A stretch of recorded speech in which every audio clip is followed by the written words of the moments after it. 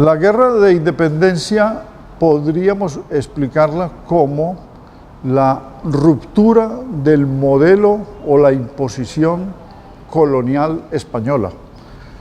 Es decir, después de la conquista, que es un periodo de más de 50 años, la llegada de los españoles avasallando, destruyendo, sometiendo, expoliando y aniquilando comunidades indígenas, se establecen instituciones que son las del virreinato con un modelo de orden territorial controlado metropolitanamente, es decir, ultramarino. Desde España dominaron a América Latina con virreinatos y a nosotros nos correspondió pues el dominio de lo que hoy es Venezuela, Colombia, Ecuador y Panamá como virreinato de la Nueva Granada.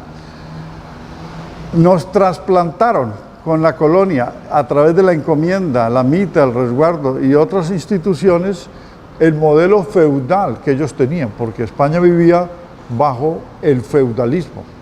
Y ese modelo feudal significó pues también la introducción del mercantilismo y el atraso frente al desarrollo que en Estados Unidos se obtuvo.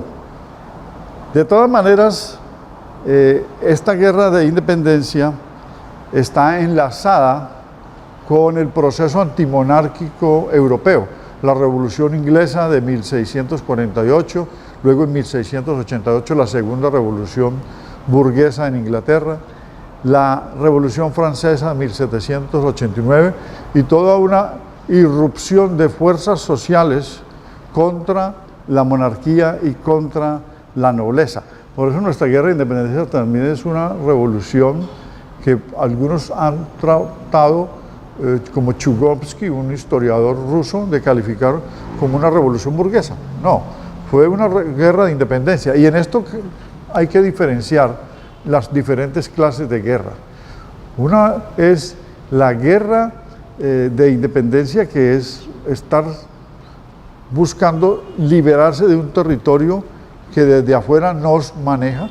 Otra cosa es la guerra interna, cuando son fuerzas levantadas o insurrectas contra la fuerza establecida de un Estado, que es la guerra interna.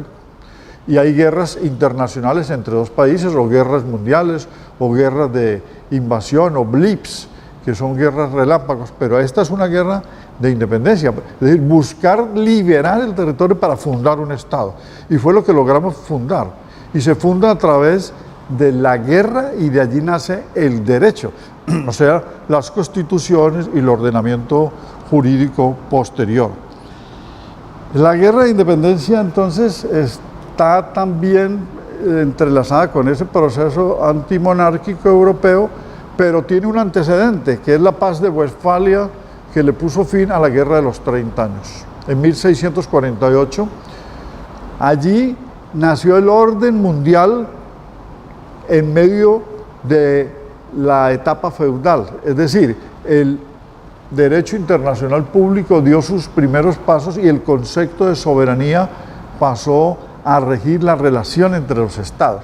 Y es ese concepto de soberanía que se va a transformar en soberanía nacional y el ejercicio de la soberanía popular después con las elecciones para elegir a los gobernantes, lo que permite visualizar bajo la teoría contractualista que hay que romper con algo que es un constructo teórico abstracto, que es la soberanía de origen divino, para dar paso a la soberanía nacional y a la soberanía popular. Entonces eso influye mucho, tanto así que una vez dado el grito de independencia el 20 de julio de 1810 y formadas las Provincias Unidas, que ganó el modelo federal sobre el centralista, tanto Antonio Nariño como Bolívar quisieron que fuese un modelo centralista, las disputas intestinas entre criollos, entre patriotas, se dan con guerras internas sin vencer al enemigo aún, es decir, no estaban vencidos las fuerzas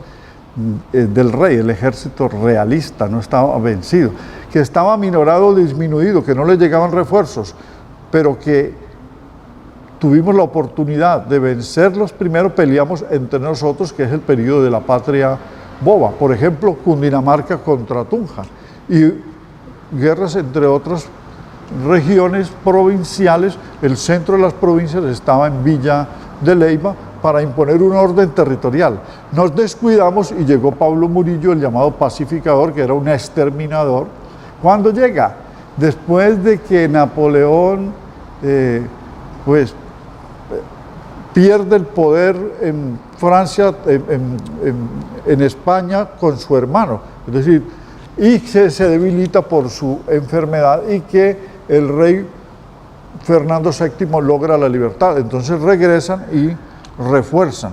Esa es una situación que no supimos manejar y que se tiene que recomponer en una segunda fase de la Guerra de Independencia que va de 1815 a 1819, liderada por Bolívar en la concepción de lo que fue la Carta de Jamaica, el espíritu de cooperación internacional, y luego cómo se consagra esto en Angostura con el discurso libertario, y luego de la batalla de Boyacá en el discurso de Angostura, donde se expide luego la ley fundamental de Angostura para fundar el Estado de la Gran Colombia, y vendrían las batallas posteriores del virreinato, que son Junín, Ayacucho y Carabobo.